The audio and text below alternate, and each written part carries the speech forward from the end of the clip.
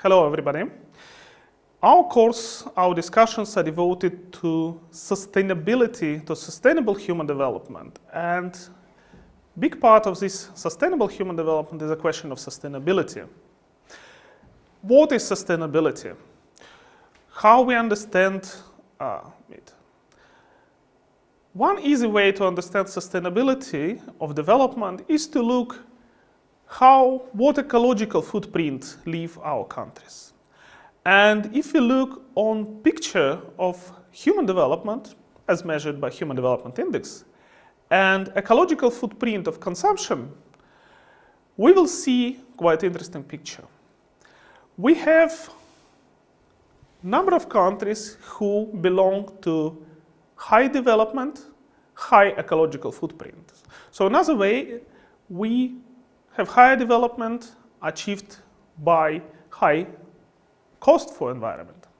On the other hand, we have a bunch of countries which stay below and they have low ecological footprint. At the same time, we have low level of human development.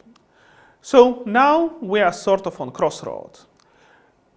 Story of previous years was that countries could use more ecological resources, could use more environmental resources to achieve higher level of development. That's a red line which go up and right on this chart. The issue is that we cannot afford it anymore. Another way will be sort of return to the nature.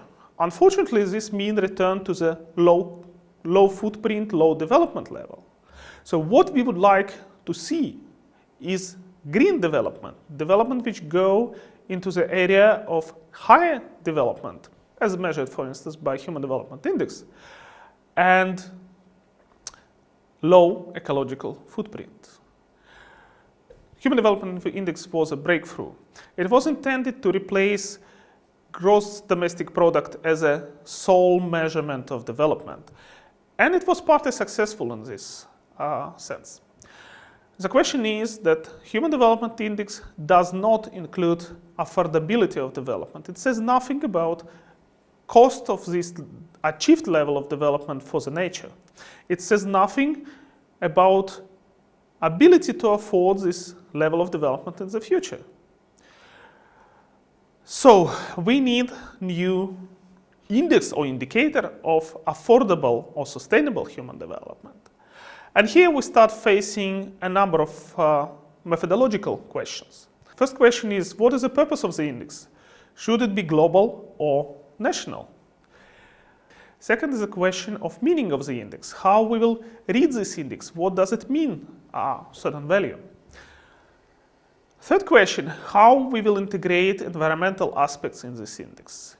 Should it be separate block of indicators which simply complement the index, or should environmental aspects go inside? Next question, what approach to sustainability should we take? Narrow, environmental only, or more broad approach which include also economical and social elements? For instance, could current consumption model be afforded in next years? And you're well aware about debt crisis in EU countries, which also affects social sphere. Next question, what type of sustainability we would like to look at? Is it weak sustainability or strong sustainability? Do different types of capital could be interchanged, or should we maintain certain stock of each capital? Next, how this index will come to the family of human development indexes and indicators. And now we have a number of indexes. We have Human Development Index, which measure aggregate level of development of the country. We have Inequality Adjusted Human Development Index, which penalize Human Development Index for inequalities in achievement in different areas. We have gender indexes, we have multidimensional poverty index. How this new index or set of indicators will come to this family? Next comes a sort of more technical questions, how we will weight different dimensions? Could we say that environment is more important than health, or could we say that they're equally important? And how we will attribute ecological damage? Should be attributed by place of production or by place of consumption? So, big issue, what actually we are measuring. We are measuring development or sustainability, affordability of this development.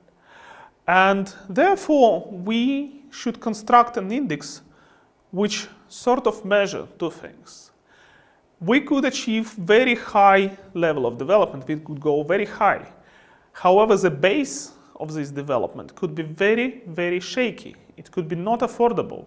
And that's the situation which is on the left of this slide. Guy is very high, but most probably he will fall down because all this construction is quite shaky.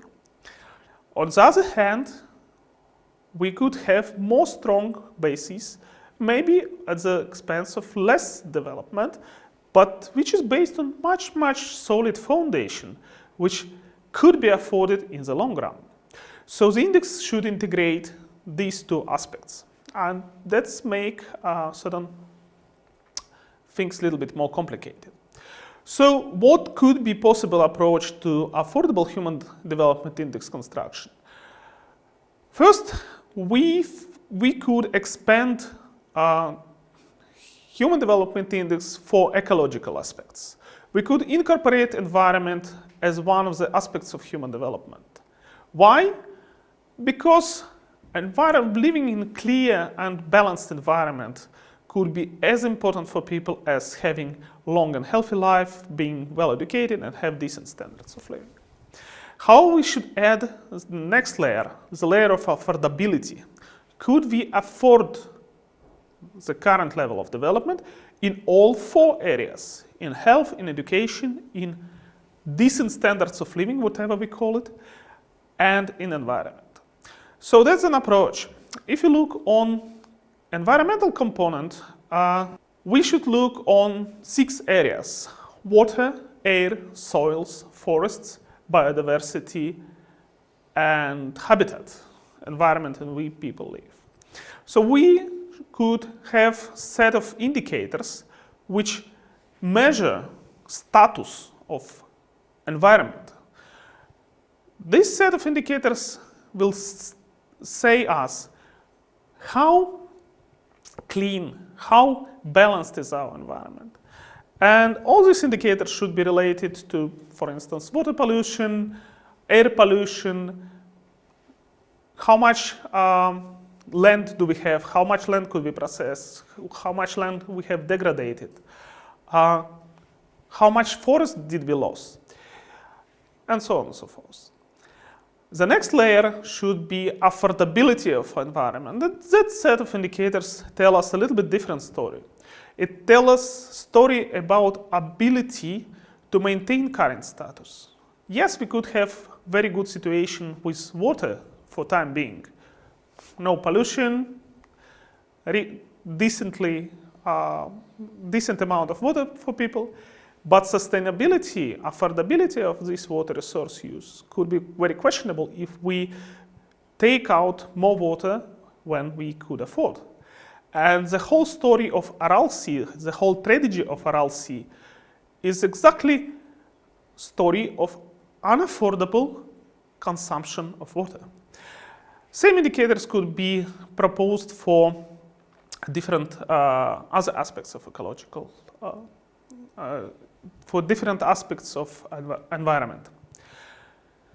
However, we also look on affordability of different other dimensions, which are long and healthy life, knowledge, and decent standards of living.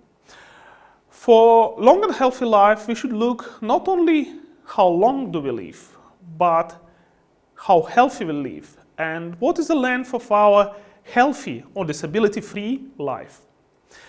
For knowledge, we should look not only on enrollment and literacy, but also what is the quality of education?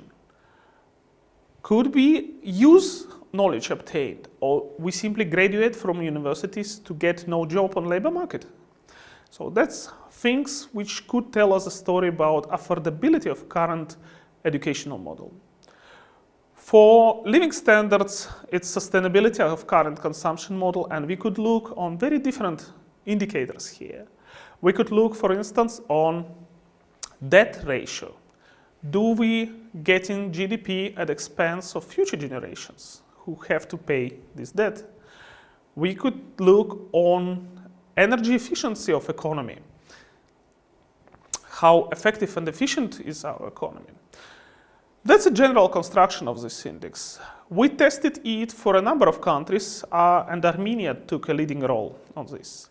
However, there are still a lot of questions related to exact construction of these indexes, exact choice of indicators.